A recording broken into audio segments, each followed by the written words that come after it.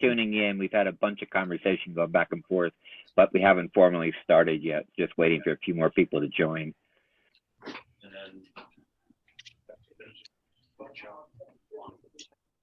Hey, Jane. Thanks for joining. Hey, how are you, Larry? Doing terrific now that you're here. Yeah, I'm glad to be here.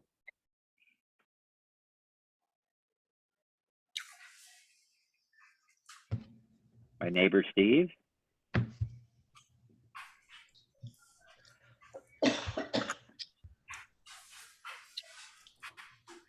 Hey, Larry, how are you? Doing good. Hope you are.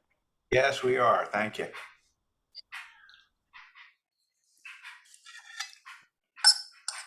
Well, they're coming in like gangbusters right now.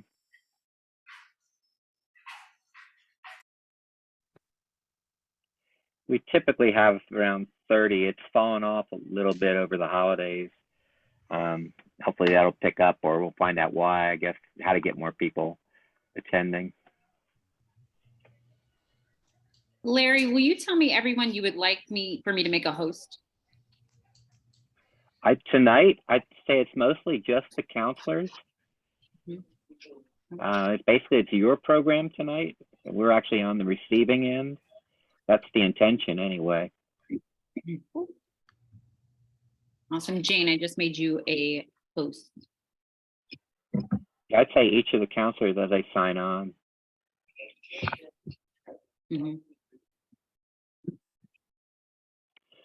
While we're waiting, I definitely want to thank Shane and Christina for doing the meeting so well last month. I was there and I could kind of see what was going on, but I appreciated both of you hosting the meeting while I was a little incapacitated. You did a great job. Appreciate the support. Shane. Good job, Shane. Yeah, thanks. I appreciate all the support. Podcaster Shane. Great.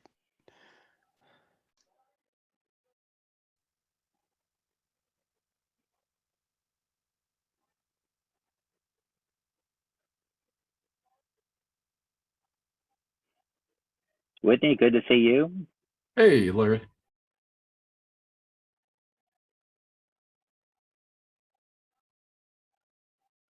There we go.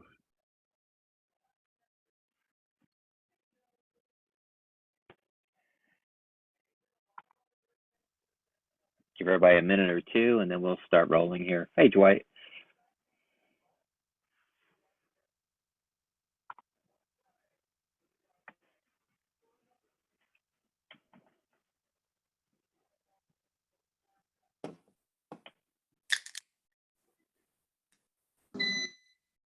Jonathan.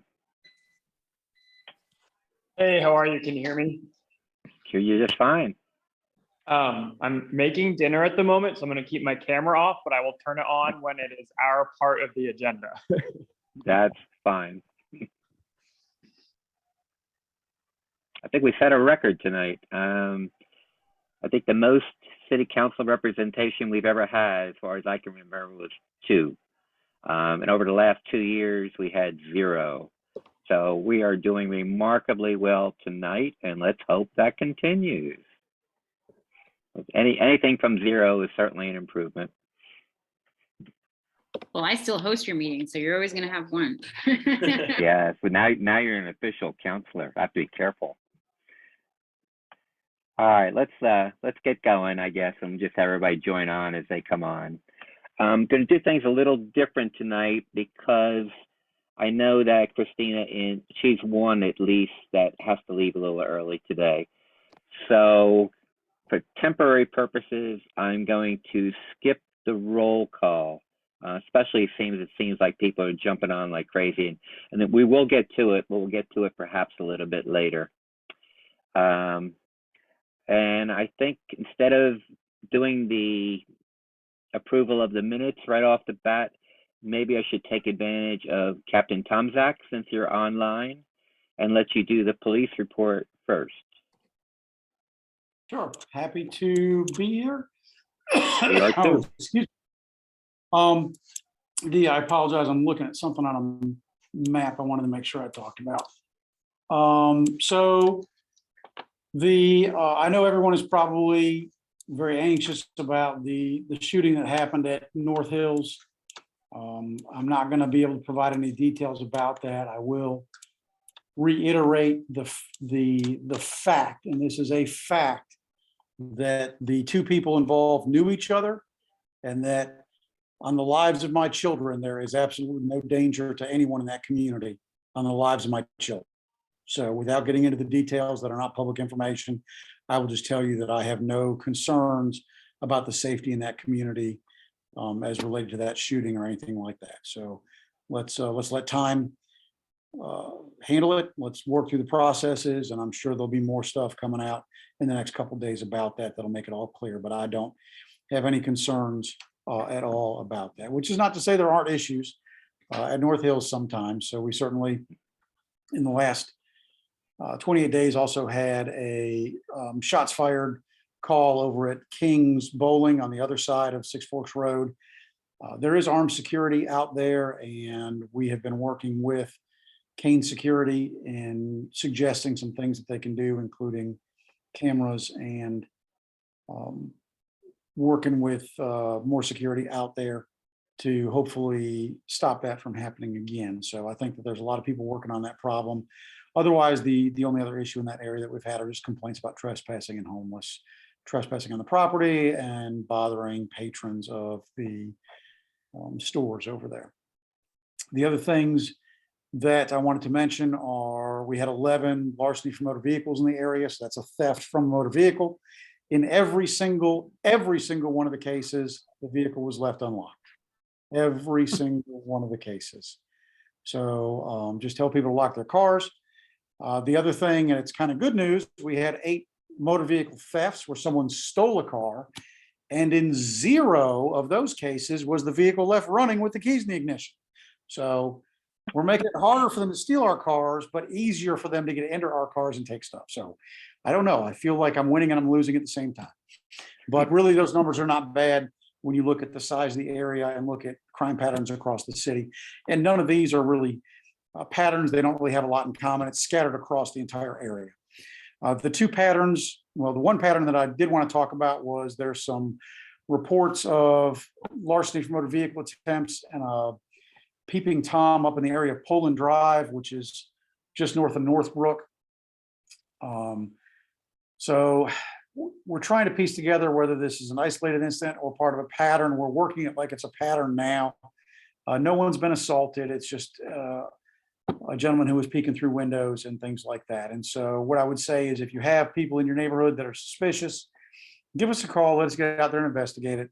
So we are working with some Ring camera footage right now to see if we can get a better image of the person we're looking for. And we have a couple leads that I'm not going to get into that we're shaking down. And we are doing both overt, which is marked vehicle surveillance, and also some covert surveillance up in the area of Poland Drive and Foxhall and Elwood in that area just north of Northbrook. So but if you see someone in your area that's acting suspicious, driving around slowly, do what you can, get a license plate, get a good description, give us a call. Do not confront anyone. Please, let me be very clear about that.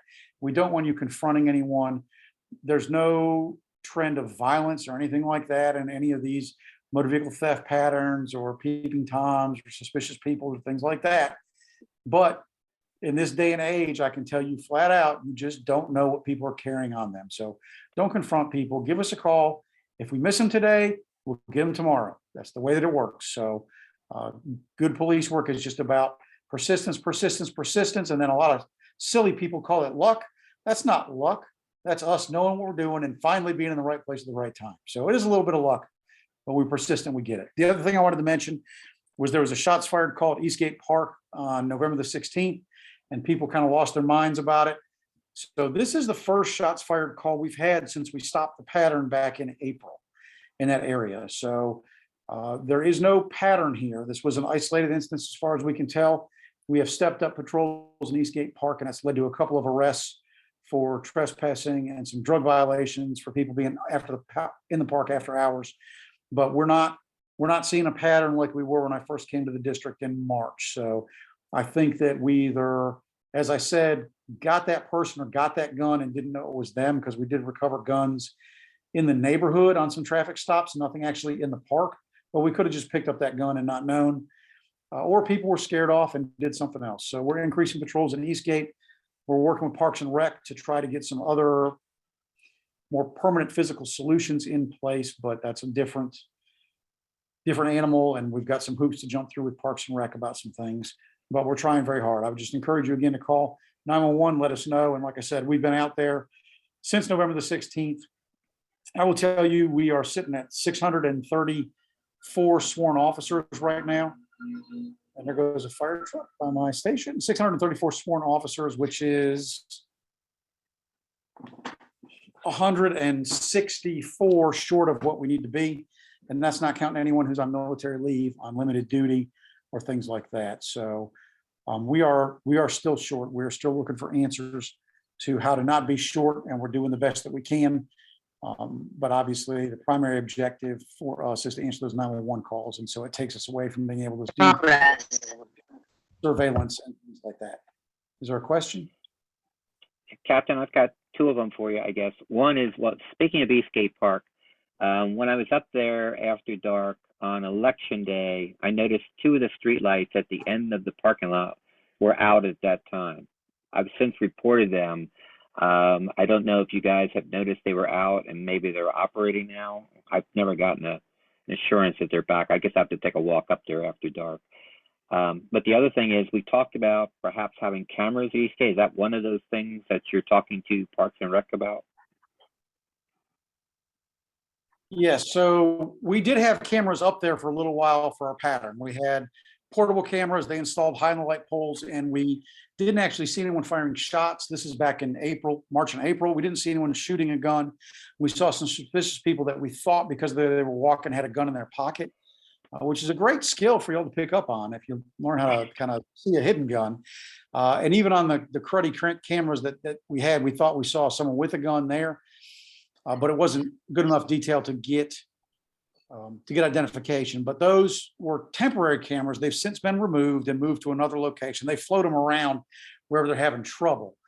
We are looking at getting permanent cameras in place. That's one of the things that Parks and Rec is looking at doing. And then there's some other possibilities down the road, which they do not really want to do, but things like putting a gate there and locking it at night, which is going to be cost prohibitive in some situations and things like that. So we're looking now at a lot of what Parks and Rec can do, and we'll just have to see what they can do. But the main thing we want to do is get officers in the parks. We've been doing that, and we've been making some arrests, and then it just depends on how many people I have working on a given night, whether I can do that every night or not, if that makes sense. And your side question, we report them through our system the same way you report them, and go to Duke Energy, and they get fixed. If you would like us to help you, if you send me a list of things that you'd like to see us request from Parks and Rec, we'd be glad to do that. Could whoever is Roger mute their speaker, please? Listed as Roger. I think they're bleeding over, and I couldn't not hear what you said. Larry, if you can repeat it again. I was saying, if there's something that we can do on our end, if you want to send me a list of what you requested from Parks and Rec, we'd be glad to follow that up from our side as well. I We've got a appreciate list it. too. Yeah, I hope to have more at the next meeting, because this is something where I don't want to promise that they're working on something. I'm aware of what I believe they're working on. And so at the next meeting, I probably come out with that. But give me to the next meeting to get that list. I don't want to give false hope, but I absolutely will ask for help in pushing from a different direction to get them to do things. Thank you for that. Great. And I see Robert has a hand up. How many officers or how many recruits are in the training program right now? We have 3 people in the lateral training, and I counted them as our sworn officers because they are sworn already, but they're on field training. And then we have, I believe, about 40 to 45 in the police academy right now. How long before they graduate? It'll be another 5 months. Okay, well, that's good. That's working toward the goal. Yeah, we're looking at starting another academy, I believe, in February. So we are, unfortunately, we are so far behind. We're going to be making progress, but it's going to be a little bit at a time. But we're, we've got some really, really good people making really good arrests and getting things done out here. Thank I you. believe Whitney has a question. Yeah, so just some information. When I was out campaigning out there, sort of back behind where the fire department is over there in North Hills, One of the fathers there was complaining to me that his, I guess, 12-year-old, somewhere in that age group, and her friends had been sort of, I don't know what the right word, I won't say propositioned, or, just had been approached by a man out there in that area, and it was highly suspicious type situation. He's sort of complaining to me about it. So just FYI, and this was back before the election. So this would have been back, like October. Yeah, I don't remember a specific report of that. So what I would say is the biggest and most important thing that people can do is call us when things like this happen, no matter how small it seems, and understand that if it's, hey, this happened to my daughter an hour ago, please understand there are in progress things that we're going to get to, but we still need to talk to you to get that report filed. So what we can do is we have people review all these and link stuff together. So like I said, we're working, and I don't know that that's related to anything going on up in that area now, but it could be. I just don't know. But we're working some leads right now that I hope will have panned out by the next meeting and led us to at least one of the people doing some of the wrong stuff up in that area. It could be the person you're talking about. It could be the one that I'm talking about, peeping into windows and stuff like that. But I think we've got a good lead on at least someone up there up to no good who does not. The advice here is get people to call in when it happens, and is the best thing. Yeah. So the thing that irritates me more than anything at all is people who post to social media instead of calling the police. You can do both. By all means, do both. Let your neighbors know, but you got to call us. So I do not like, I don't like going to community meetings and getting ambushed by people saying, this has been all over next door. Why haven't you done something? And my answer is, I don't have access to every next door account in every neighborhood in my area. I don't have access to all the Ring accounts. I get all kinds of notices through my own Ring system about stuff in my area.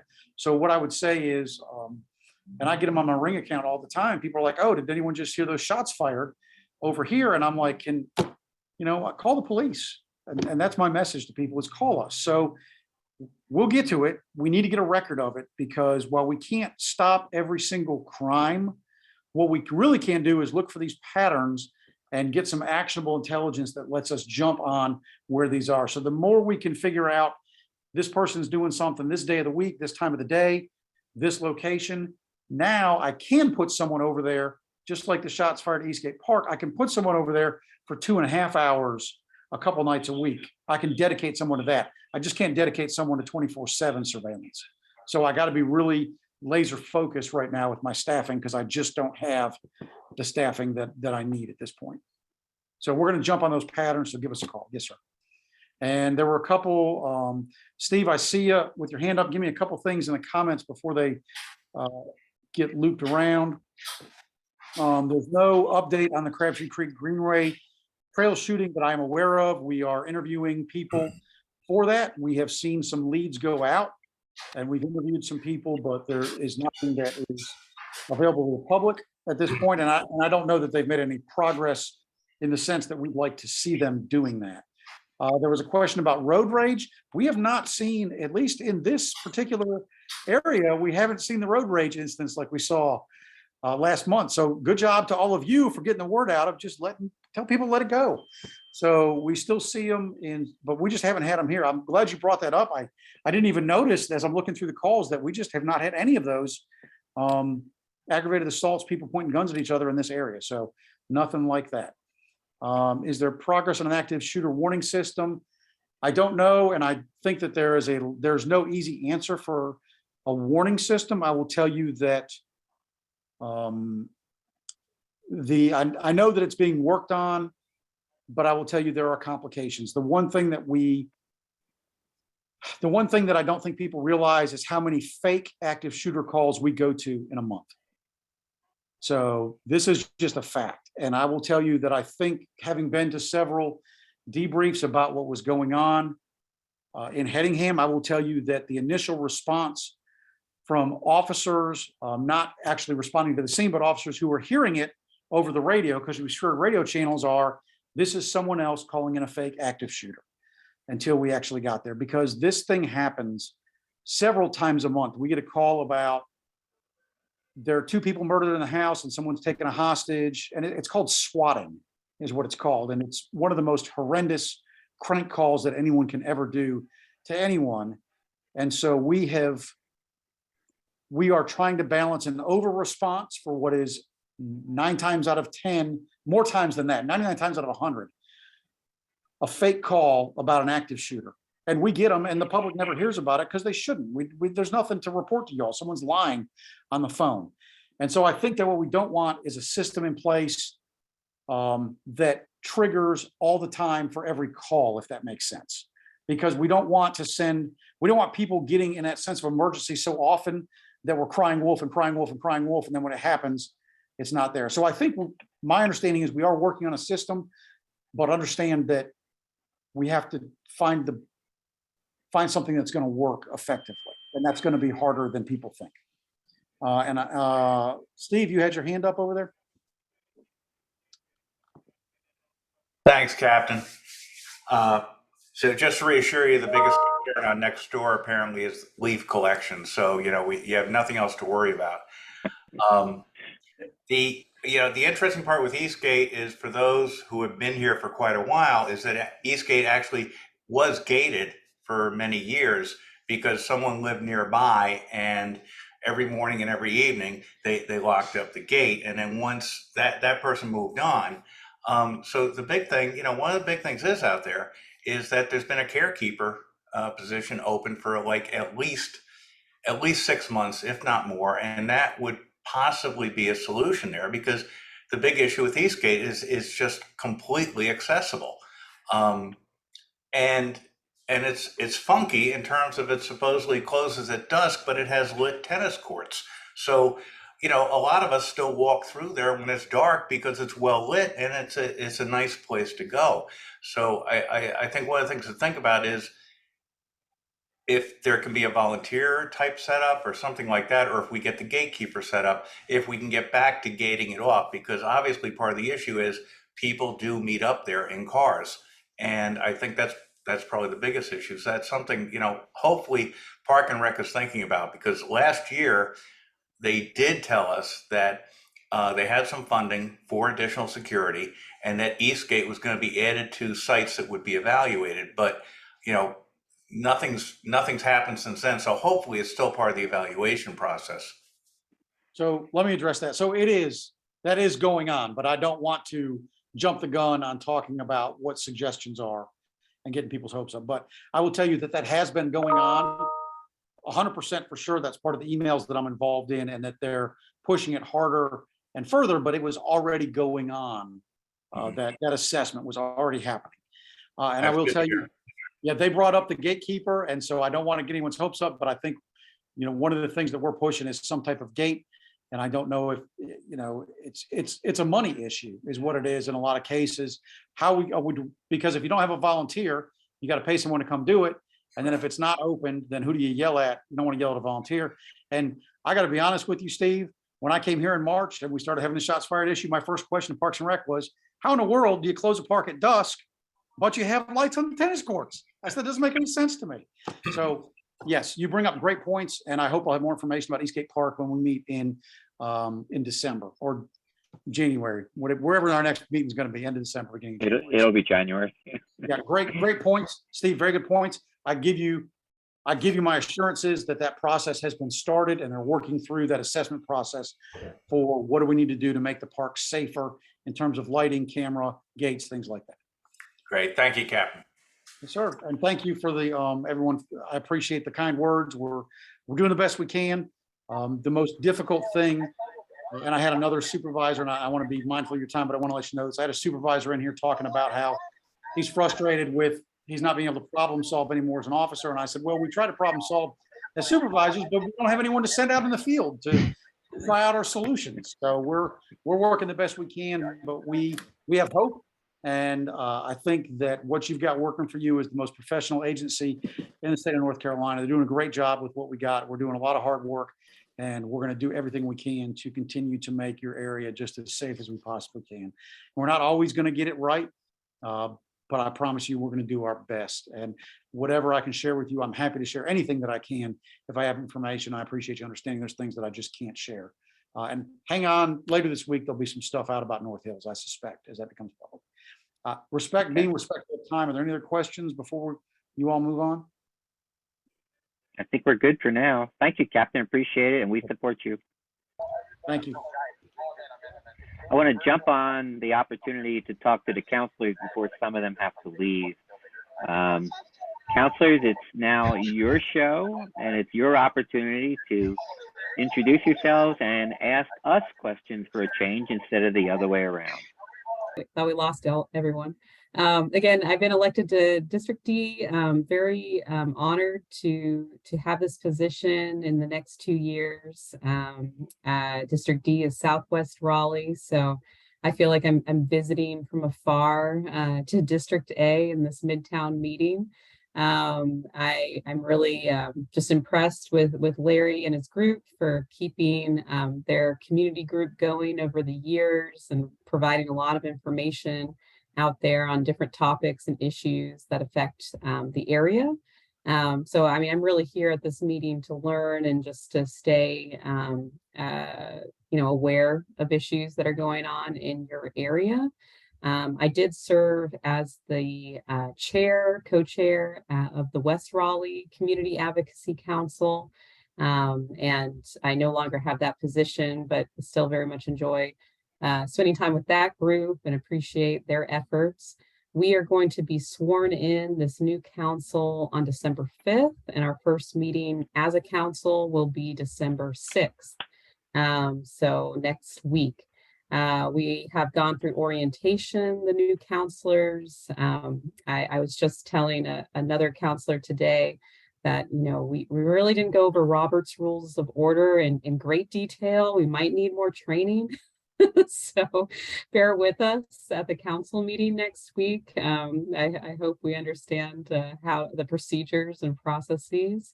But yeah, it's a very exciting time. We have just a few meetings on the calendar for December, and then we'll get into a more full schedule come January. So really, this is a new time period. We're all getting to know each other as a group. I'm very excited to work both with the incumbents and the new counselors. I think as a team, we're going to be able to do a lot of good things.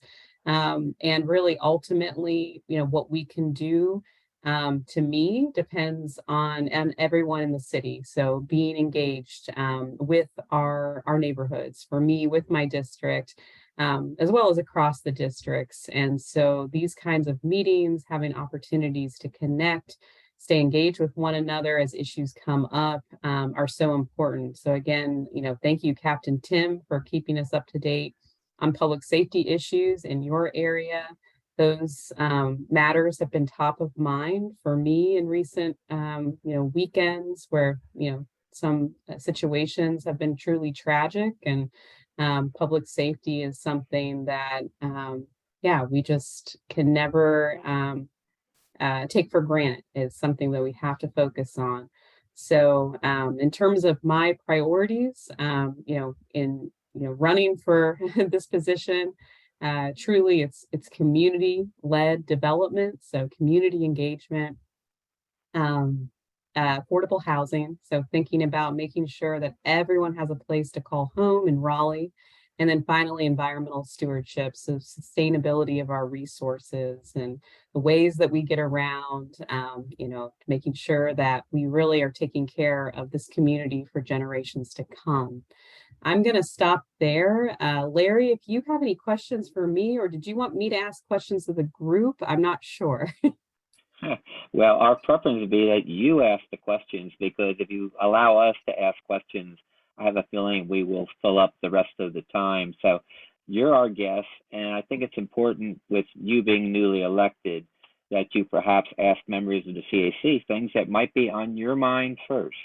That'd be great. Yeah, if everyone who is part of at least District A, or if you're in the Midtown area, could you raise your hand just so I know that this is your area? If you go down to reactions at the bottom of the Zoom, you should be able to raise your hand. I'm just trying to see who's from your area in Midtown, because I know there's some guests here from other parts of the city. Okay, so I see Marcia, Dwight. Hey, Dwight, good to see you. Robin, Cynthia, Pozar, Patrick, Shane. Hi, Shane, Holly. At least that's who I see so far. Steve. So I guess I will mostly be kind of asking y'all, Chad. Let's see. Top issues on your mind. I mean, what are you hoping for in the next couple of years with the new council? If you want to put something in the chat, well, we disabled it. Yeah. So you won't be able to. Let's not use the chat and let's drop hands and then put hands up as you would like to speak. How's that? That sounds great. Thanks, Larry. So yeah, everyone can take away the hand. And then if you just want to talk about maybe just one priority that you have, something you'd love to see council address or focus on, I'd love to hear that. So Marcia?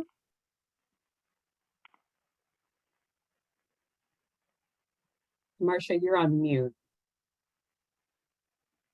You can unmute yourself, Oh, okay.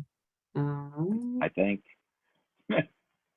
I just asked Marcia to unmute. You might still have to choose it though. There we I go. There you go. Here I am. What I'm really interested in is more transparency. And before we really got going, we were talking a little bit about this. I would like to see more of a focus on making council's process more transparent. And I think using committees, the council committees is one way of doing that. And that would also slow down some of the processes. So I know it feels like things are moving fast for you all. Out here, when you look at like rezoning and things like that, it happens so fast that for lay people, it's really difficult. So I think there are ways to use committees to kind of slow the process down. So it's easier for community members to track it and be involved. Yeah, thanks, Marcia. I know we'll be establishing committees soon. It may not happen the first meeting here in December. It may occur in January. But there will be some opportunities for new committee assignments. Whitney, I see your hand is up.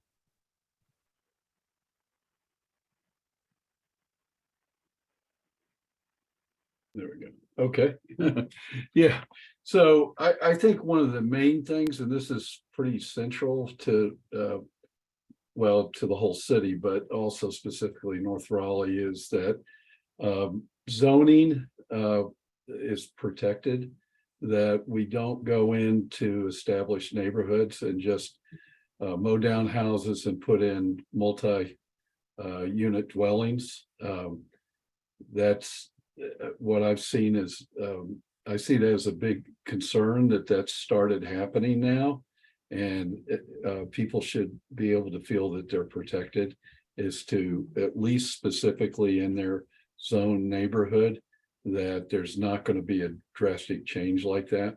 And I realize too that there's struggles with, okay, you may have an apartment complex zone next to you, and we're all going to have to, there's going to be some disagreements about that and everything, but we at the very least need to protect the sanctity of existing neighborhoods.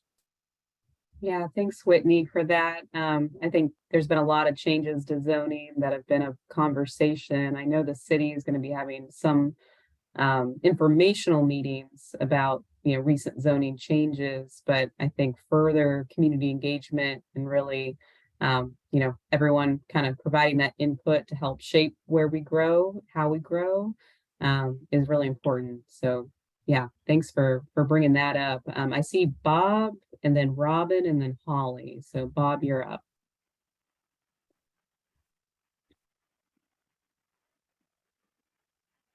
Thanks. Just one quick comment, and that is that this last council, I sent many comments by email, and nobody ever commented back with the exception of David Cox. And previous councils had been different. So I started getting involved back in the 90s, the late 80s and 90s. And I'd send a letter or a comment or a phone call, and somebody would always call me back. I know it's impossible for you and anybody else in the council to get back with everybody. But I think if you pick a random sampling of people that have gotten in touch with you, you will all get a reputation of being responsive to citizens. I know when I was in the planning commission, when there was a controversial case, there was one night there were 40 messages on my answering machine, and I called everyone back because I felt that was important. So I think transparency, taking the effort to contact some people back would really be a step in the right direction. And when I would send comments to this past council, I would always invite them, you want to go out for coffee, you want to talk on the phone, whatever, lunch. Nobody, zero, except of course, David Cox. But anyway, I hope you all will keep that in mind, and thank you so much. Yeah, thanks, Bob. So far, I've been able to keep answering my emails, but haven't actually been sworn in. So I don't know what will happen after December 5th and whether I can keep up with it all, but I'm hopeful. I appreciate your service and being so responsive to residents when you're on planning commission. And I think probably a lot of councilors share that intent. And so I guess I'll find out, how feasible it is. Right. But I'm hopeful because I do agree. I think we need to have that kind of personal response is important. Robin and then Holly. Robin, before you start, I'll just make a point. That's why every time I send something to a counselor after they get their addresses, I always copy staff to take that burden off of the individuals to make sure that they have some assistance in answering emails, because I know it is a burden on top of everything else. All yours, Robin. Oh, thanks, Larry. So I was just circling back to a comment that Whitney had about the protected zoning in neighborhoods, and I may come down on this a little bit differently than some of my neighbors in the neighborhood. But what I'm seeing in our neighborhood is a lot of redevelopment happening, not with multifamily homes, but what we're seeing are homes like small ranches that may be affordable to some being torn down and not being replaced with duplexes or triplexes, but being replaced with 7,000-foot McMansions that are also not fitting with the surrounding neighborhood. And that also bugs me because I can think of one prime example sitting on the corner of Dartmouth and Stormy and St. Albans, St. Albans right now. And so I think there has to be a common ground that we can all come to with this protected neighborhood zoning that we can all agree on, where we are working toward maintaining the integrity of neighborhoods and also providing more affordable housing to people. Because I can tell you right now that $5 million homes that take up every square foot of a lot to the edge of the setback is not desirable either. So I know that we all have different opinions about that, but I think that's where we're going to be getting to with protected neighborhood zoning, because that's all that can be built. And so I would like for council to really take a look at this issue from both sides and take into account not just, the opposition to removing protected zoning. And I get it. And I don't particularly want triplexes next door to me either. But I think that we have to come to some middle ground on this as Raleigh continues to grow and continues to fill in, because what I am concerned is going to happen is that to the exclusion of density, we're going to start sprawling even more, which we are already seeing. And I'm a water resources person, and so I have great concern about us continuing to sprawl outward and outward and outward into the suburbs and into rural areas. And so I think we just need to look at this issue a little bit more thoroughly. That's all I have. Thank you. Yeah, thanks, Robin. I appreciate your perspective. And, you know, I think that is some of the intent of the missing middle, is to have more housing options in terms of just, instead of a 1-for-1 housing exchange, you know, sometimes 1-for-2 or 1-for-3. But, you know, sometimes it's the devil in the details of what gets put there. And, you know, do we lose a lot of trees in the process? You know, do you lose a lot of or, you know, concerns about traffic congestion? So those are conversations the new council needs to have together. And, you know, I know Megan's here, Jonathan's here, Christina, and if anyone wants to jump in, you know, please do. I'm just kind of fielding some of the comments here. Yeah, Jane, I can jump in. I do have to scoot to another meeting at in just about 5 minutes, so I don't want to miss a chance to say hi to everyone. I also want to apologize if anyone can hear this music in the background. I was under the impression that this Starbucks would be open until 9, and it is not, so we are outside. But yeah, I am Megan Patton. I am the new counselor from District B, and I am taking David Cox's open seat. I am excited to bring some of the spirit that he brought to the seat. I know that a lot of folks really respect the way that he brought information out into the public, and that, you know, I'm hearing the comments about transparency. And so I hope that we can bring all that spirit into the next council as well. I'm excited to work with you all. I'm grateful that you invited me to your meeting. I share a lot of the same priorities that other new counselors have run on. So affordable housing affordability.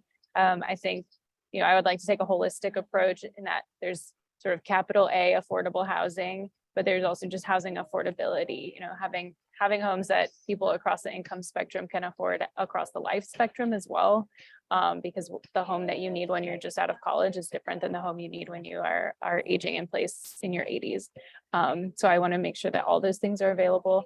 I also care a lot about sustainability. So I think we'll have a lot of new counselors who have this on their mind. I have a young daughter, and I'm just increasingly concerned about protecting the planet so that it's livable for her. And with, you know, any kids that she would have, and generations on and on. So I am interested in the ways that transit impacts our climate footprint, but also things like alternative energy sources, cooling pavement technologies. And there's lots of innovations all over that I think we can use. Rewilding public spaces so that they facilitate better stormwater runoff as we continue to see like increasingly erratic weather patterns and things like that. So sustainability is really important to me, as well, community engagement. So I'm looking forward to the ways the new council can come to the table, and we can all collaborate on ways to enhance our community engagement. So yeah, it is difficult for me to hear and give you a coherent thought in this busy road and the music here in the background. So I'm going to cut myself off here. Hope that I've said something coherent, and maybe I think Holly was next in line. So Holly, what did you have for us?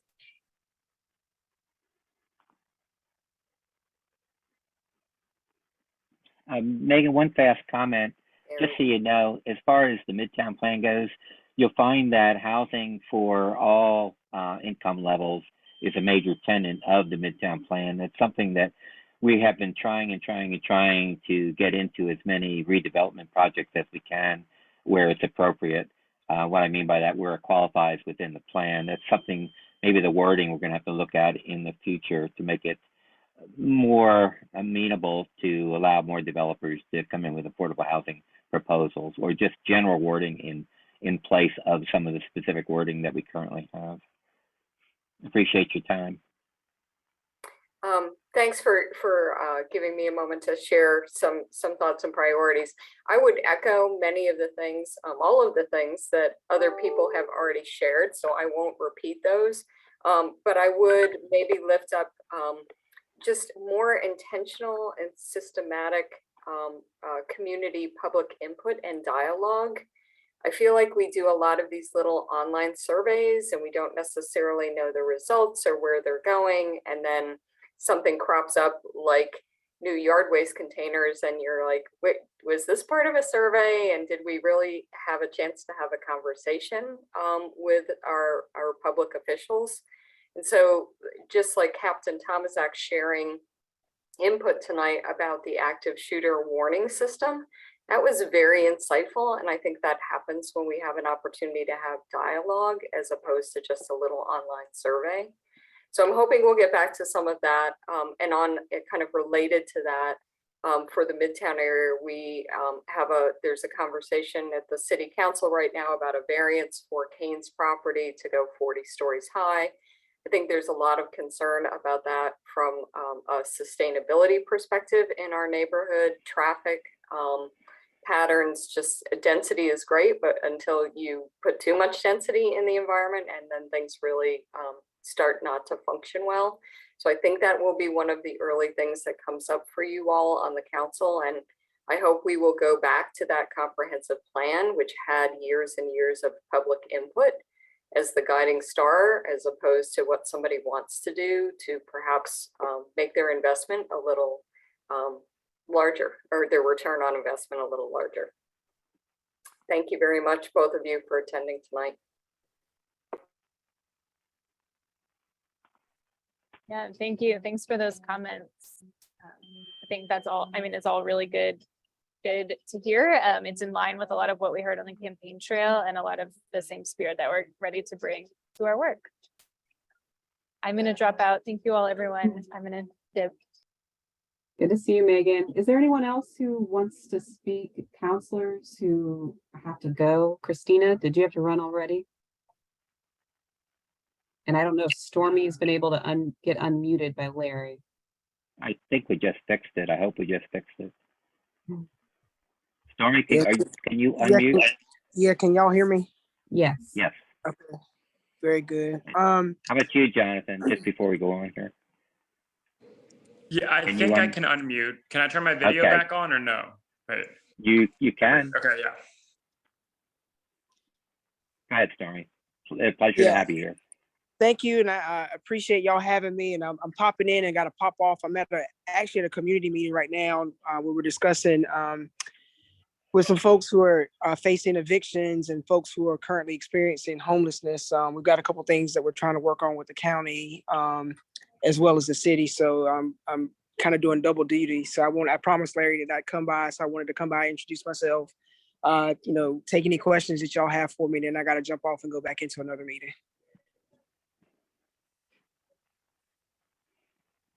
Holly or Robert, or Randy? I'm sorry, I forgot I left my hand up. I will just say, Stormy, thank you for doing double duty. It is a pleasure to meet you. And I know you are dealing with some critical issues in our community and the people in our community. So thanks. Thank you for having me. Randy? Yeah, thanks, Larry.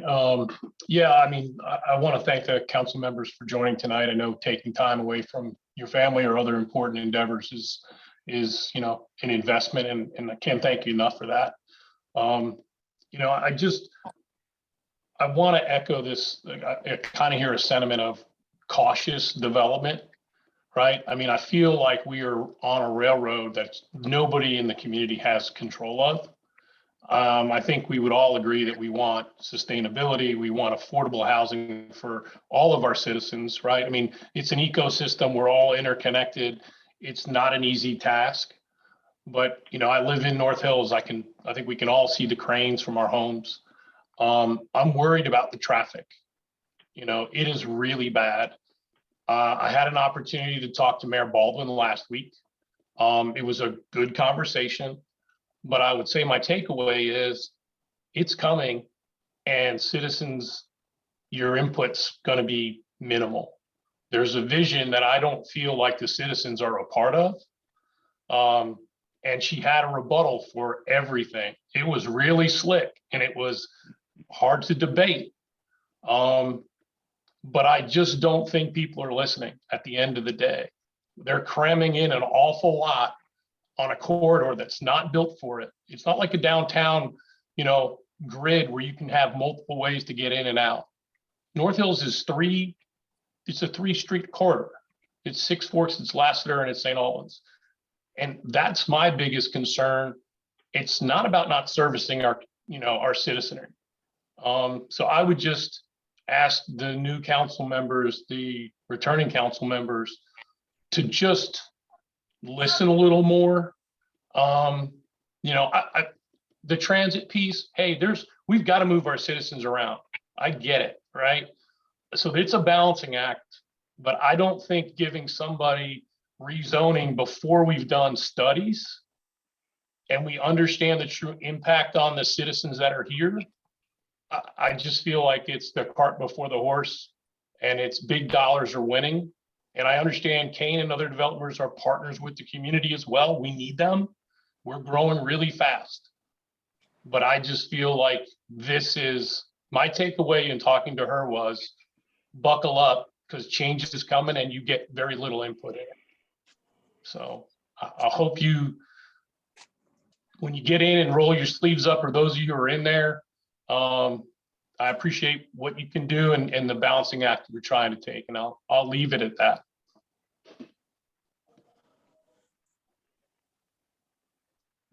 I second that. I try not to get into the zoning since you guys are our guests tonight, because we could go on and on and on, but I'd rather have it the other way around, where you guys ask us questions rather than us coming about and telling you what's most important to us, I guess. And rezoning, community engagement to me, and traffic are probably right up there at the top. Jonathan? Stormy?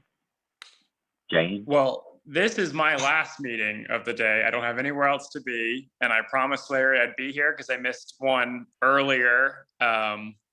And so I am just along for the ride. I'm listening. I actually was with Christina earlier this evening, having a drink and a snack and sort of talking about priorities, trying to figure out what I can do to be helpful so that she is successful with what she wants to accomplish. I've met with Jane, I've met with Megan. In my day job, I'm a certified mediator and a divorce lawyer. And so I'm all about building a big tent, finding compromise solutions, and doing whatever I can to help be sort of a conduit of good ideas. And I'm actually very excited for the group coming in. I think some diversity of opinion is important, though I think we will agree on more issues than some are giving us credit for. But I do think that some of the best ideas come out of a little bit of conflict and a lot of compromise. And so I'm very excited to have some new energy on council. I'm proud to be continuing my service along with Councilmember Fort. And whatever I can do to be helpful, please let me know. But I'm here until the meeting's over, so I don't need to keep talking. Robert?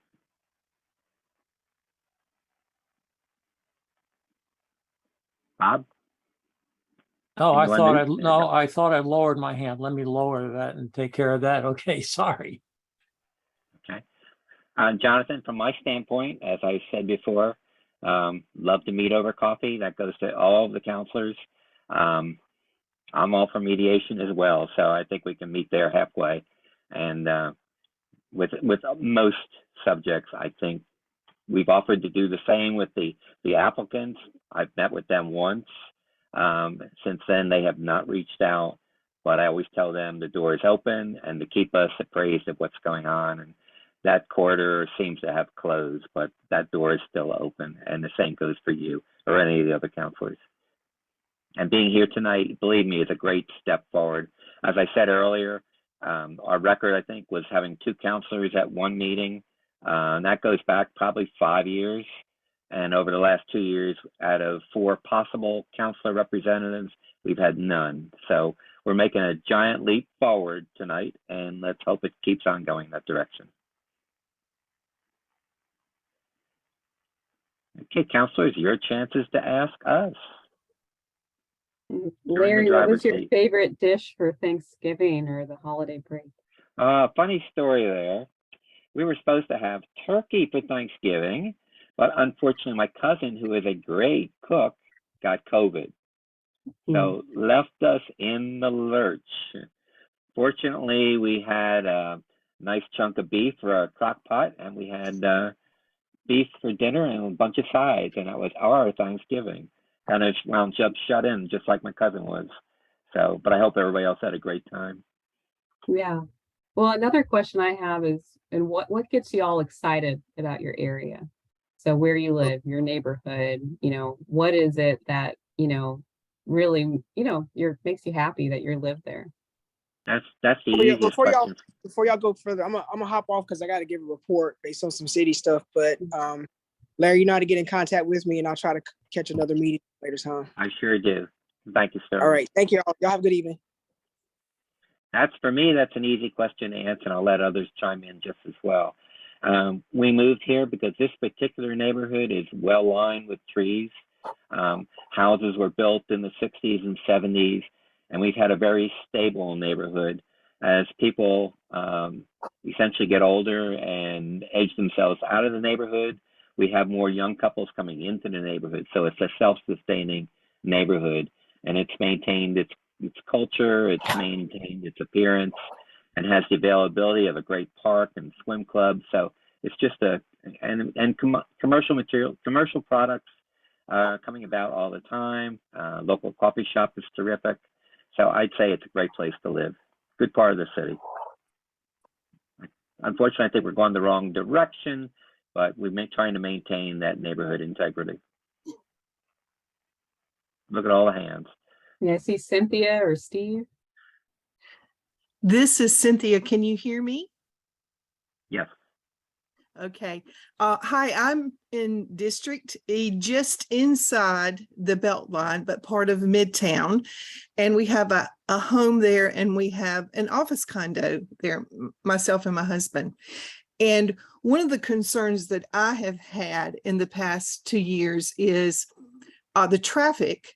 And there have been multiple occasions in which there's been discussion that it would be great to have for the city to require a comprehensive traffic study of the Midtown area, not just when a specific developer wants a specific project approved in which there's a traffic study done, but an overall perspective of how all of these different developments together are impacting the overall traffic.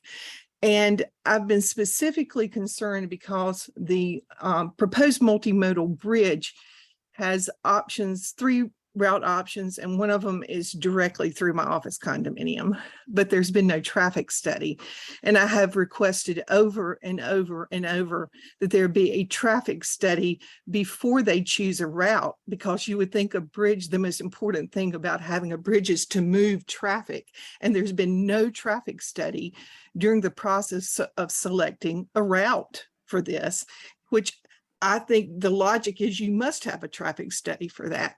And I think it's important because it's on both sides of the Beltline. If you're going to have a multimodal bridge, it's going to bring traffic from one side to the other.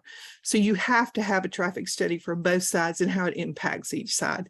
So that's a concern I have, a major concern about traffic and the routing and location of the multimodal bridge. Well, thanks for that, Cynthia. I don't know, Jonathan, if you have any ideas or just knowledge on how do we get those kinds of things done? These are the issues I don't totally know yet. When Cynthia started talking, it triggered a distant memory from another time of, I think, when this issue came up. I have my council email pulled up on my other hand, and this, I believe, got flagged back when we were looking at approving the Midtown St. Albans plan. And I believe, Cynthia, there was an option or an amendment to the plan that you had worked on that got read into the record. And so that's in there. And then it'll just be a matter of, sorry, go ahead. It is. You have a good, Jonathan, and you talked with me at the time, and I greatly appreciated it. That was December 2020, and there was an amendment to the comprehensive plan that said in choosing the route, they would try to avoid condemnation of existing buildings, try to avoid condemnation of existing buildings and businesses, and try to avoid crossing the creek more than once, which is an environmental concern. And that's been built in. But Jonathan, the staff is proceeding right now with the same three options, and nobody has done a traffic study, and nobody has talked about avoiding crossing the creek 2 times, and nobody has considered the 40 to 80 office condos that are in one of the routes. So I'm just flagging it because I've gotten the impression from the city staff that they may come back possibly and ask for a change to the comprehensive plan based on the route they propose. Got it. Yeah, well, I appreciate you bringing that up. If you don't mind, can you send me an email, even if it just says Cynthia, Bridge, I'll remember. Because what I think will probably happen is they're going to come back to us with either another touch point with council or an update on their work. And so it'll be important that that's top of mind so that we can have that direction or discussion at least at the council table. Because last time I remember, I think we talked on the phone and maybe once or twice, but it was helpful in understanding the issue and then being able to come up with some creative ways forward, I guess.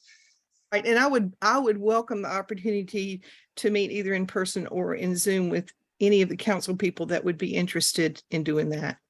And I'll be glad to send that to you, Jonathan. Thank you very much. You're welcome. And now we can actually meet in person. So yeah, that That's would be right. great. Maybe I can even come see your office condo, and it's always helpful to put a visual with what's going on. That'd be great. Thank you.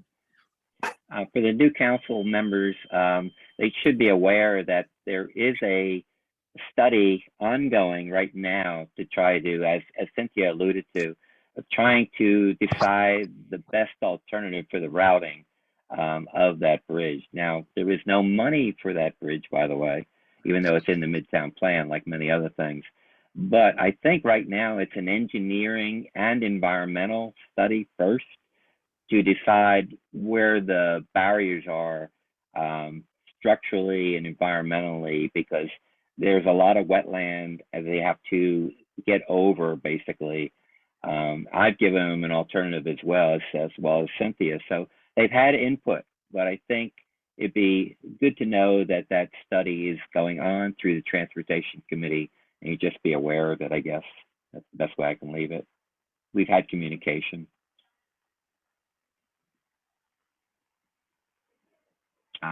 Steve? Thanks, Larry. I guess the one thing I'll say, just because, I was closely involved with the Midtown St. Albans plan, is that there's a lot of stuff in there that is great, but it's also aspirational, which means a lot of stuff still needed to be worked out there. There was talk of a pedestrian bridge over 440. There was a multimodal bridge over 440. We know all of that isn't going to happen, but it was a matter of public input that said, yeah, these are the things we'd like.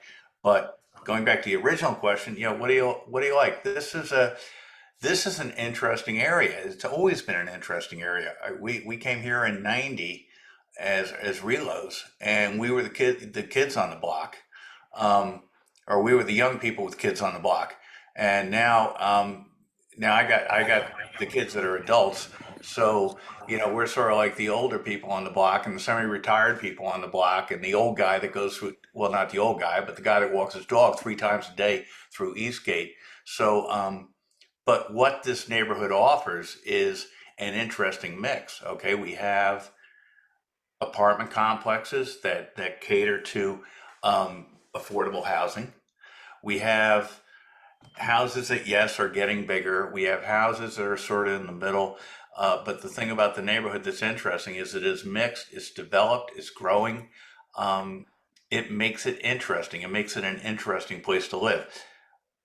I probably appreciate the challenges as much as everyone, but at the same point, it's become our home. So that's why we remain engaged. I think one of the things we need to work on is making sure people understand how they can engage. I mean, we talk about transparency and there's always need for improvement, but you know, one of the things that comes up, for example, you know, it's a pet issue of mine that came up is how the green trash cans came out of nowhere. They actually really didn't. It was like a 2-year project that staff undertook. It was reported in the media. They sent out surveys. They talked about it forever. And it was a staff thing. It wasn't a council thing. And it was a very smart move when you talk about things like not having plastic bags full of leaves anymore. Not to bring up leaves, because I hate to bring up leaves, but you know, I think there's some aspects where we just need to do a better job of engaging our citizens in the areas where they can be engaged. They just may not be aware of those opportunities for engagement. But I think District A represents one of the most diverse and interesting districts in the city. Thanks, Steve. Holly? I have really enjoyed the walkability of our community historically, and very much valued the trees that line the streets and the neighborhoods that we live in. And we've watched dozens and dozens, if not 100 trees wiped out within our immediate neighborhood block. Similar to Bill, probably 8 to 10 properties torn down and redeveloped. And in each case, the developers just scraped the lots from front to back. So we have a lot of so the things that I value are somewhat disappearing. And then in terms of walkability or convenience, you know, we used to Friday night pick up a pizza at the North Hills Mall, and I frankly can't get a parking space there. And people say, well, it's great to walk, but I'm not going to walk a mile with my pizza in the hand and have it get cold. So like the congestion that's developing, I'm having to leave the neighborhood to get services because I can't access them due to the congestion. So things that I've always loved is proximity, trees.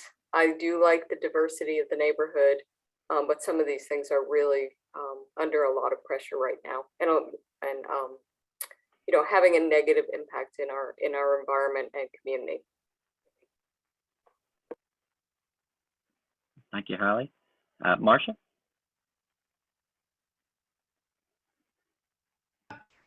Here we go. Yeah, I echo all the comments about trees. I actually lived in Asheville for 40 years and moved here to be close to my family, and was reluctant to do that because of course in Asheville there are a lot of trees, but as I drove around looking for a place to live, was really impressed by how prevalent wooded areas were so close in and so convenient to so many areas. The other thing that I found attractive that unfortunately kind of went away right after I moved is I actually worked for the city of Asheville for a bunch of years. I was the neighborhood coordinator. So I did a lot of their community engagement activities. And one of the things I did at one point was to start a community advisory council that was based on the Raleigh model. I did research and I spoke to folks over here. And just as I was getting settled in and getting ready to go is when council defunded the CAC. So you know, my concern is that one of the things that was attractive has gone away in terms of community engagement, but also the loss of trees is really disturbing because it makes this a very, very special place. And I live up on Six Forks, and council just approved a 9-story building that's being built right on Forum Drive that's going to take out 10 or 12 mature trees, and it's going to completely alter the neighborhood. And I think a lot of folks don't know what's going to happen, but they're going to be distressed when the trees go and the huge building goes up. Yeah, I just want to respond to a couple of things there, Marcia. Thanks for sharing some of that. I know there is a tree preservation ordinance under kind of discussion review by city staff right now. So that's something that the council will be looking at soon for the city. And then certainly the Community Engagement Board has been looking at new kind of revised models for community engagement, kind of what are we going to do beyond the CACs? And I think there's a lot of folks now on council, I think both incumbents and new councilors that are going to be looking to forge a new model to make sure, we all are staying in touch and have some platforms, structured engagement, because I think, there are just pieces of that many of us miss. I'm going to interject a comment here before Randy, I do see your hand. I just want to take a moment to acknowledge a couple of things. I worked on the rezoning project that Marcia mentioned because trees were pretty critical in that particular rezoning project. We had trees that met all the standards for preservation. The circumference of the trees was over 30 inches as identified in tree protection. But what came to light was there is no protection still for treescapes. In other words, trees that align the road. And these particular ones sat behind the sidewalk, which is behind the curb, with plenty of room to be saved, except that the policy we currently have, which moves buildings closer to the road, 0 to 5 feet from, not the road, I'm sorry, from the right of way, is what doomed those trees. They couldn't be saved because of preparation of the buildings in the build to zone would have been too close to the sidewalk and would have taken out those trees. And the oxymoron here is that I saw where Parks has a program to plant 1,000 trees. That's a nice initiative and it's great, except that we are losing them along the roadways, particularly in older neighborhoods where they sit behind the right of way, within maybe 15 feet of the right of way. They're going to be lost unless we change something. And I'm just going to leave that there as a message for things yet to come in our future from a community standpoint, because we don't want to see improvements, particularly commercial improvements that take out trees that have been here for close to 100 years. We need to do better. And just let it go at that. Randy? Thanks, Larry. Jane, back to your earlier question, because I think it was a really good one. It's, I live on the, I guess the west side of Lassiter in North Hills. I moved from Falls River about 20 years ago, and I felt like I was reborn when I moved from North Raleigh to North Hills. It was a completely different life experience. It was just a different way to take in Raleigh. And not that, one is better or whatever, but for me, the walkability, where the early part of the development being lower, there were probably less citizens then. It was just so usable. I mean, now when I cross from the Quail Hollow books or the Quail books to the other side, you got to have your head on a swivel making that crosswalk. It is dangerous. People trying to beat it or whatever. So I think the usability of the space, like I'm the smallest house on my street. I've got those mega mansions on my street and I don't need bigger house. I'm not going to put it on. I'm not going to cash out and leave. I'm just going to enjoy my ranch. But I think we're cramming a lot into a very small space that will impact the usability of it. And I forget who was talking about picking up a pizza and not being able to drive. Like, I can't walk with the traffic the way it is from, the west side to the east side and cross all of that traffic. And, sustainability, I'd love to be able to take my e-bike and go to Harris Teeter and pick up 1 or 2 items. That's a death wish. So I think it's that balancing act of usability and just being able to go walk. And I mean, half the stores are closed. I don't know whether the rents are so high or what. But I think that's the stuff where I would look to you and Jonathan, the rest of the council members, to just kind of like, let's look at this, because if the council approves the rezoning, that's death by 1,000 cuts, because the next thing that's coming is the election's going to get torn down and go up. Total Wine's going to get torn down and go up. I mean, you're giving them the keys to those rezoning efforts. So I think it's not just one approval, it's what is the subsequent domino effect of that. So, and I think all of those would impact the things like, again, the ability to walk with the dog safely through the community, and be able to meander from both sides. So, but I appreciate your time late into the night and taking the time to listen. I've got to follow up with what Randy said. I'm amazed that the rezoning, not going to comment on the rezoning per se, but I am amazed that the rezoning proposal didn't wait until the existing rebuild of the existing North Hills Main, I guess it's called, to see what it looks like after it's finished and the cranes are removed. And retail is an important criteria of that. We have no idea at this point which retail establishments will be there after the first rebuild of North Hills. Certain portions are being reshaped, certain things are gone, certain things have to be relocated. Like the steakhouse, they keep referring to the steakhouse and the cleaners. That particular portion, probably the drugstore, would be gone. There's no plan for where they will go in the new structure of current construction.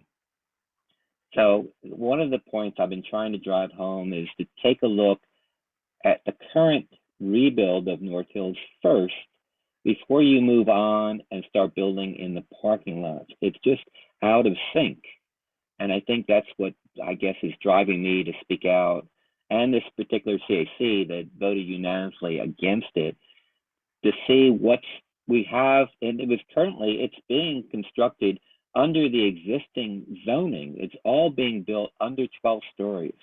So this new one it's like flipping the page and opening a new book. And I think we need to look what we've got before we look to see where we're going.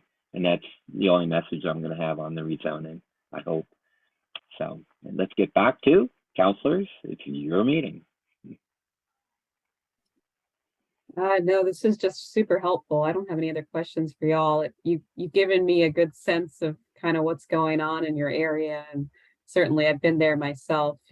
Most of the time I'm driving through to get to the disc golf course. It's my route, just a little north there. So I know about the traffic issues from that perspective. And I did actually invest in an e-bike recently from the REI there at North Hills. And so, yeah, I really feel that wanting to get around in a way that you feel safe and, not in a car is really a wonderful experience. So I look forward to working with y'all to make it a more pedestrian and bicycle friendly area into the future. I think that will be very important as that area grows, as I have a lot of friends who live around there, including yourselves. And we need to make sure that, it's a place that you want to be and you want to stay, and not just because you've already been there, but that it continues to truly be where you want to be. Thank you. Jonathan? Well, I turned my camera off for a second because my hand was getting tired holding it up. I should have done this on a computer, so I apologize for that. I don't have much else to add, and I do not want to be combative. There were some statements made this evening that I disagree with, including one that I didn't respond to a certain email. I mean, I have my council phone in front of me. I do respond to emails. Sometimes some will slip through. Larry, you and I have talked on the phone. You have my cell phone number. I tell people I'll meet you anytime, anywhere, any place. We don't have to agree on everything. Maybe we can learn a little bit from each other. I like to get out into the community. I'm up that way a good bit. Deja Brew has become one of my favorite coffee shops. I think I mentioned that to Shane and Larry. So I think one thing I want to focus on more this next term is I was elected for the first time in 2019. I'd never held public office before. I ran because I struggled to find housing I could afford when I was right out of school. We're a one-car household. I don't like that it's difficult to get around the city without a car if you don't have a car or don't want to use a car. And so those were the issues that pulled me into the race. And soon after I got elected that first time, the whole world changed. And it really interfered, I think, with my ability to, all of our abilities to connect individually one-on-one, to meet people, to build relationships. Like meetings like this are great, they increase accessibility, but you can't always cultivate relationships on the other side of a computer screen. And so one thing I'm going to do more this term, now that I'm quadruple vaxxed and we seem to be emerging from the pandemic, is get out and do more community-based meetings. I anticipate doing things like, I'll be at Deja Brew on this morning on a Saturday, come by if you want to chat. And I think that'll be really helpful, because I do think that everybody who is on council, current and the newcomers, want the same thing. We want a Raleigh that is affordable and sustainable and people-oriented. That's what I want. How we get there, we may disagree a little. A lot of these issues like housing affordability and affordable housing, no one has solved. If there were an easy solution, I'm sure we would just start copying it and doing it too. And I'm hopeful maybe Raleigh can be the city that unlocks the solutions to some of these problems. But the only way we're going to get there is, I think, listening to each other, trying to find consensus, taking risks on doing things new ways, and being willing to be adaptable. So I'm looking forward to that. I'm very excited to serve with Jane and all of the other new members who were on the meeting this evening. And thank you for having me. I will be back. Thank you. Jonathan, you touched on what I think is the most important note from tonight. Residents want to have a voice. We want to know that when we speak in front of council, we're acknowledged, we're being heard. And when we correspond with councilors, we want to know that those emails are being read.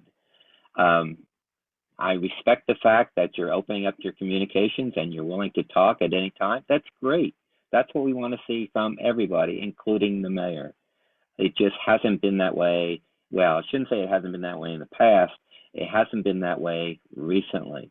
And as I said earlier, just having you guys at our meeting tells me that it can be done, councilors can attend, and we can have a mutual exchange, all for it. And no, everybody does not have to agree. That's what mutuality is all about. It's coming to some common ground that's good for everybody, good for the citizens of Raleigh.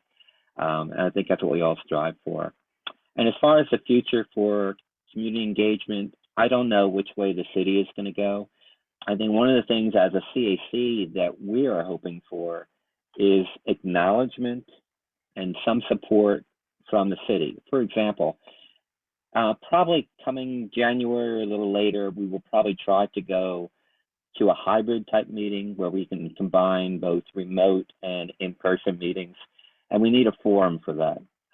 Currently, Eastgate Park would be the natural place for it, but we can't seem to get nighttime management to make that happen. We used to meet at the senior center on Whitaker Mill Road, and we may go back to that, but we've got to find a way to handle the costs associated with that. In other words, how do you use a community center without having to pay for the right to have that entertainment space? So that's something that we'll probably address in the future, or maybe you guys can address it before we get there. So, but again, I think, you know, having an exchange tonight was helpful for the community. I think it's helpful for you guys, and I hope you feel the same way. And I hope we can continue to do this. So, and I'm gonna send you a text for that coffee at Deja Brew almost immediately. Can I add two things real quick too? Sure. On your point on giving folks who want to engage in neighborhood meetings, CACs, whatever they may be called, that is something I've actually been working on. I met with Jane before she even on how we can get access to community centers and staff resources. I've actually met with staff on that, and I anticipate the community engagement office will be bringing some ideas forward that I think we will find consensus and support on council, because I do agree that giving folks a menu of options for how they want to engage will be important, and there has been a void there. And the second piece on emails, and this may be helpful advice to everybody, including Councilmember-elect Harrison, is our email inbox is quite frankly overwhelming. But anytime there's an email addressed directly to me, I always make a point to respond to those. The ones that are addressed to the whole city council, there's like an email address you can send to the whole council. Those I think get prioritized lower because I don't know who else is responding to them, or if it's not even something, if it's a district specific issue, sometimes I lean on the district council member, unless you reach out to me and it's a district specific issue and you want me to engage on it. And so it's tough sometimes. So my best advice for emailing is, if you have the time, even if it's just a copy paste, if you send it to a council member directly, at least for me, that really helps me. It kind of, my algorithm in my inbox prioritizes them for some reason. And then I also know I have to respond to this one because there's no one else that's going to do it. And if it goes to the whole council, specifically if it's a rezoning issue, I typically, since I serve at large, try to let the district members handle that. But I'm always happy to engage, and then I can follow up with the district member if I have to. But our email inboxes, it is challenging. And council member-elect Harrison will soon see. And so please know that even if it doesn't always get a response, they are being read, which I know doesn't give much comfort, but they are. Jonathan, on that note, does copying staff help you in any way? So we all have policy analysts, but we share them, and they do varying degrees and different things. I lean on my policy analyst a lot to help with scheduling. So if you email for a phone call or if you email for a meeting, I'll respond and say, yes, copying my policy analyst to assist with scheduling. My policy analyst doesn't answer my emails, but I will flag things for him that I need help with. So I may forward something to him and say, could you please connect me with the appropriate staff department, or could you please follow up with Mr. Helfont or something like that. But we don't have, we all share. So there was one policy analyst for 2 council members, right? Then it went to 1 for 3, and now we're down to 1 policy analyst. So I don't know if he's doing 7 council members. I don't know how it's gonna work. Thanks. David?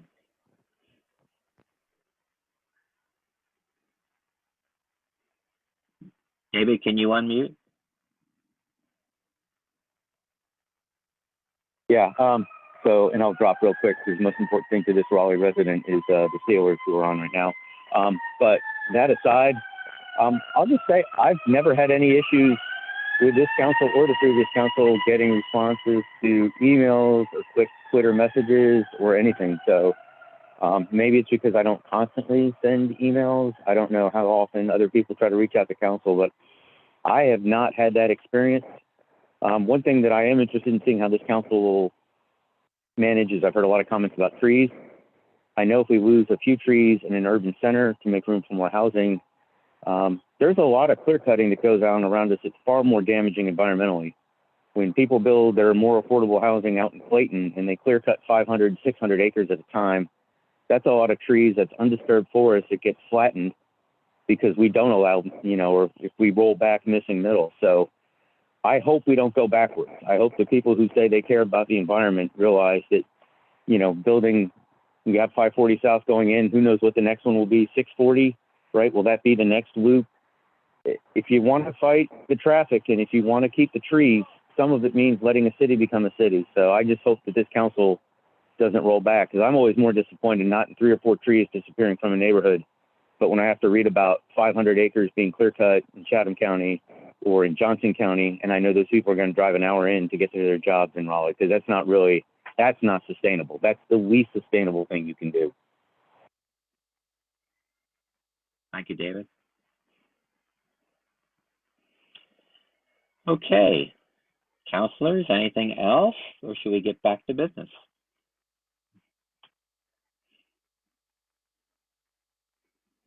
I appreciate your time. I think it was well spent, and I can't tell you how happy I am to have as many councilors as we had tonight attend our meetings.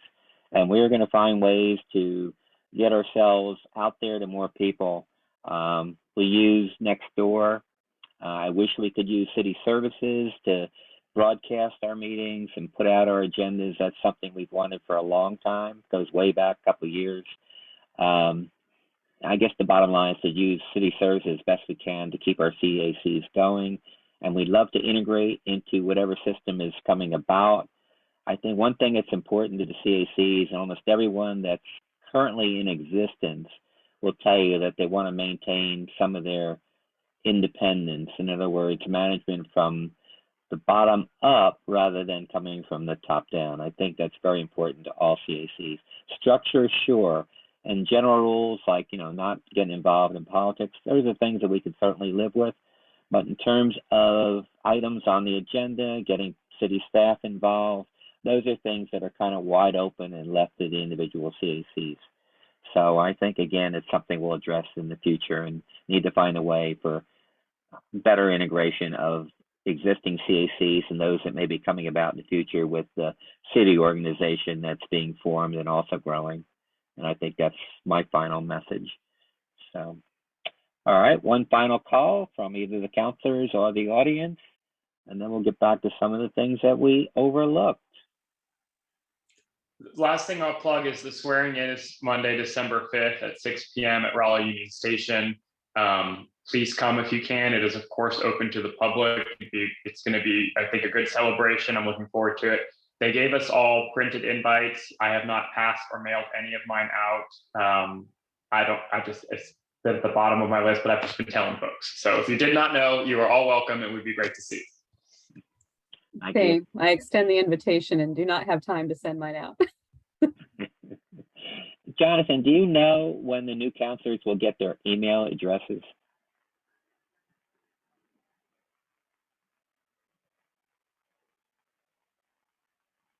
I had an issue unmuting.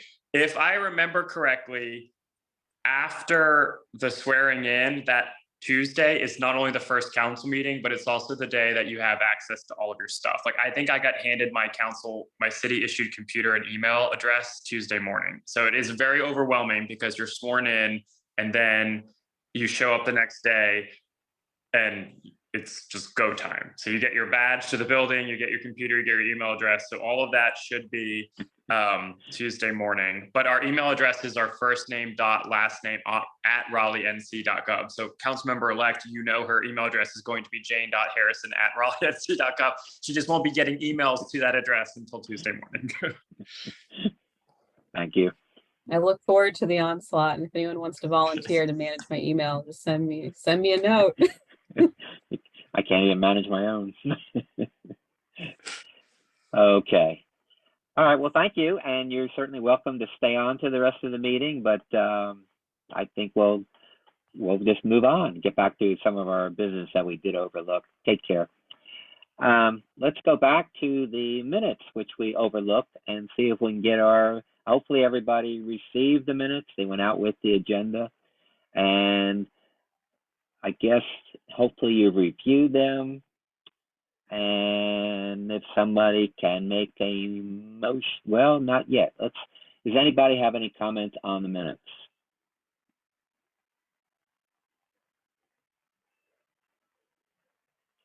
Seeing none, would somebody like to make a motion that they be accepted unanimously? So moved. Okay. I would like All to those in second favor? that.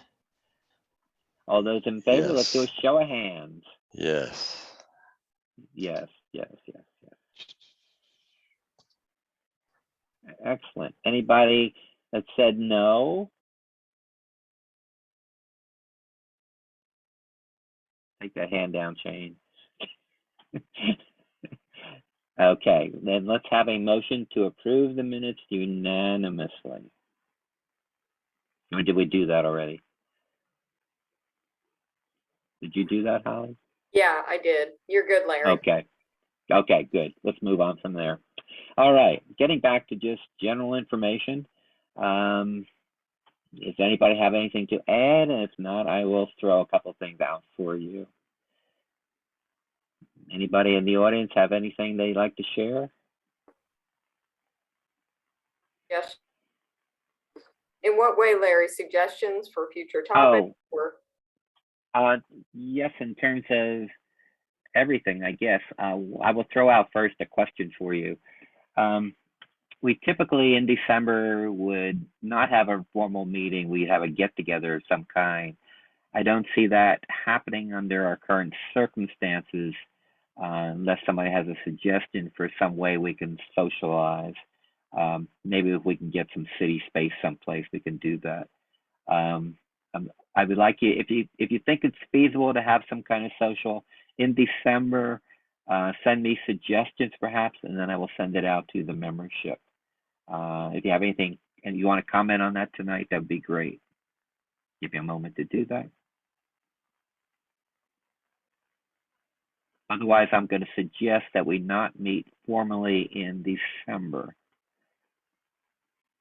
Larry, Anybody have I have one suggestion. Of course, it Sure. depends on the weather, but when George Chapman, our previous planning director, passed away earlier this year, they had a get together at the dockside on, there's an open space. There's a bar and a grill there on the end. I think they're still open. I'm not sure, but it's a space where people can feel a little safer. I know they said that, I read an article recently online that something about 50% of the people who have been vaccinated are still getting COVID or end up in the hospital. So I think there's Like I said, still my cousin did. yeah, there's still a good reason to be cautious. And if the weather's not too bad, then maybe a place that's got some outdoor tables and things like that might be a good idea. And that's just one place. There may be other places besides what I just mentioned, and other people may have other ideas. So thank you. Okay. All right. I guess we'll work on that. Anybody else? Anything in particular? No particular subject? Just a great job, Larry, in getting people to come tonight. That was awesome. Yeah, I try to think of things that would be of interest for the community, and I thought that was probably the first thing that you'd probably like to know who they are, and you'd like to hear them personally before they get overloaded with council materials. Yep. And they're going to be overloaded right off the bat. I mean, I can't believe they deferred the case of Z6721 right on top of their first day. Yeah. Well, I think it was good that we raised it. You know, there was enough conversation tonight about trees, and I think it was Jonathan who said there is some effort underway around talking about some tree ordinance. It might be interesting at some point early next year to hear about that. Yes, definitely. The problem right now is, as I mentioned before, about treescapes and tree conservation. Tree conservation, I think there's a general rule, you have to have 10% tree conservation on your property, but it's in the hands of the developer. Developer designates where they want to have tree conservation, not necessarily where it's needed or aesthetically the best choice. They'll just pick some stretch, some place, and designate tree conservation. And that's the part I think needs to be changed. We tried to do it with St. Albans. We had one developer cooperate with us to a certain extent. Obviously, Kane was not that developer. So, yeah, that's something we definitely need as a subject, I'd say, moving on. And also, speaking of that, rather than going into the details of Z67, you heard tonight that obviously you can't make contact through the normal processes with the new counselors, but I encourage you all to give them perhaps a little history, starting with the Six Forks plan and the number of people that participated, and then the overall response towards 20-story buildings that was evident during the Six Forks plan, and how we wound up with 20 stories basically when that program got incorporated into the Midtown plan.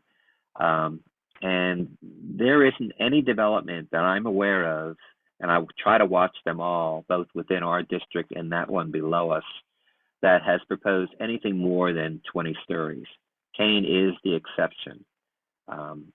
Most of you know that the North Hills East project was a parcel development where each parcel had a height to go along with it. And that's how they got the Eastern to, as they say, 365 feet. And they were able to cram in 35 stories.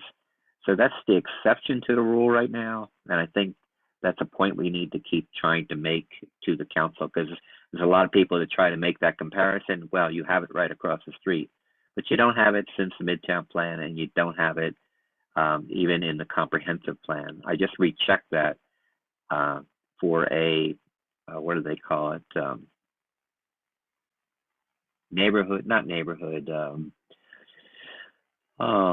mixed use development, regional mixed use, and it is still 20 stories. It's just something that everybody ought to be aware of. It's not just the Midtown plan. And I think right now that's the biggest hangup we have with Z67, that we don't want to see a precedent set because it will just kill the Midtown plan. And that's my message to most of the residents. Well, Larry, I think the Eastern, they were saying it's 37 stories instead of 35. Yeah, I keep hearing all different.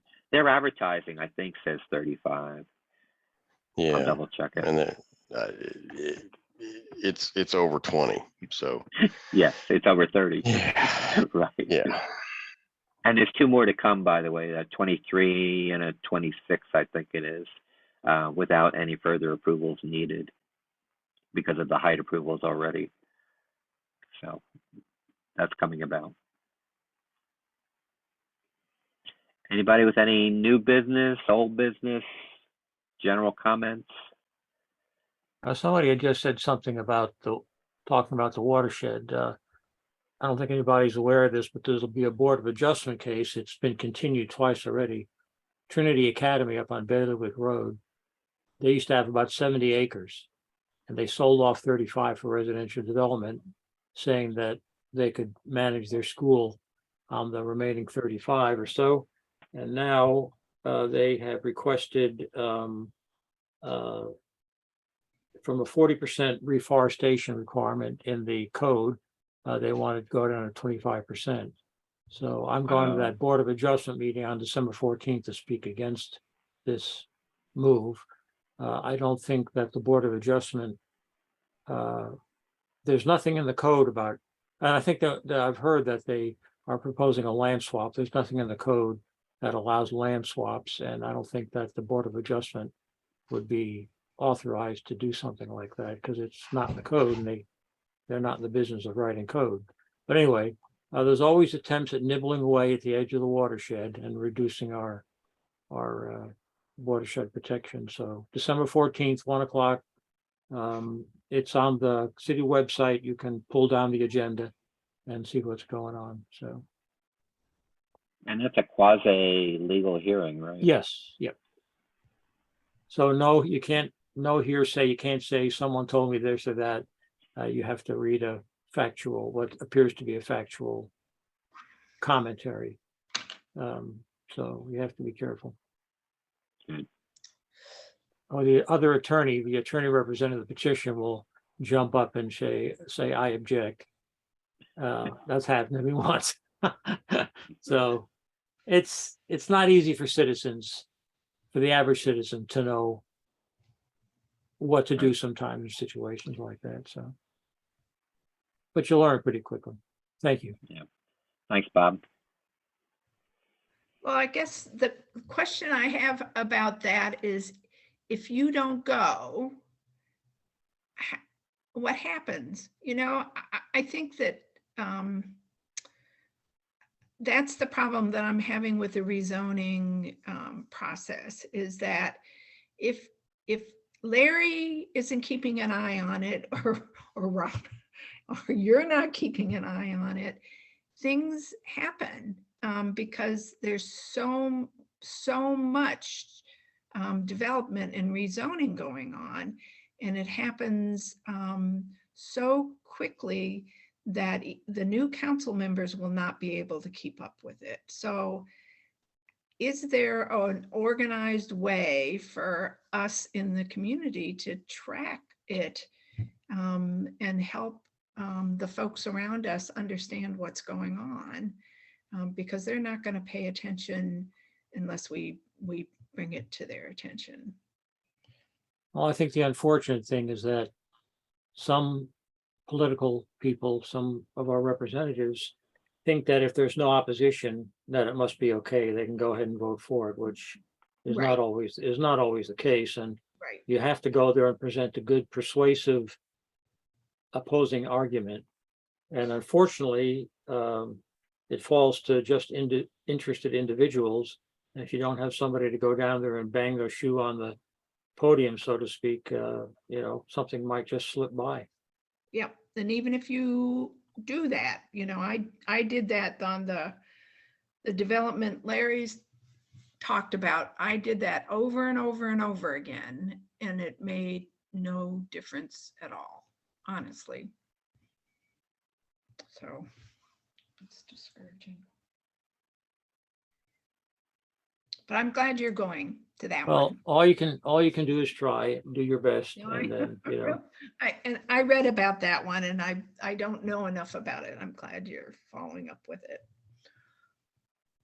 The other thing, Larry, that might be an interesting topic for the future is a lot of people blame the housing shortage on NIMBYs, but there's a lot involved in the housing market besides interest rates and exorbitant prices.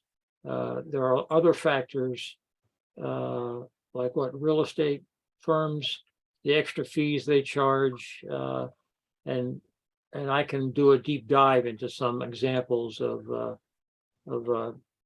what people are paying on their mortgages that they just have no clue what it's costing them.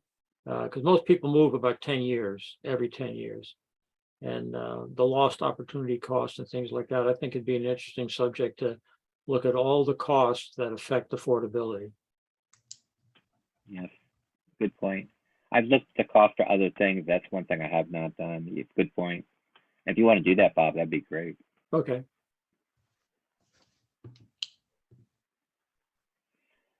Okay. I should mention there's one thing I've been thinking about, especially we have a little break over the holidays, is putting together a survey to see where there may be interest in things that we are not addressing, or find different ways to get more people to attend their meetings. So look for that in the near future. I'll try to get that out to everybody, and I'd appreciate your feedback. Try to do our own mini survey rather than have the city do it for us. So I think we've covered everything tonight. Let me recheck my agenda real quick here. Make sure I didn't miss anything, because I've kind of done that before. I think we've covered everything pretty well tonight. And the hearing for the 6721 is December 6th. Mark your calendar. At this point, I've heard different things about it, and maybe pulled or maybe deferred. But I'd say if you have the time, go ahead and plan on attending the December 6th City Council meeting to show support one way or the other. And have a discussion. If you feel like you want to sign up to speak, be my guest. I don't know how much time we'll get, or if I get any at all.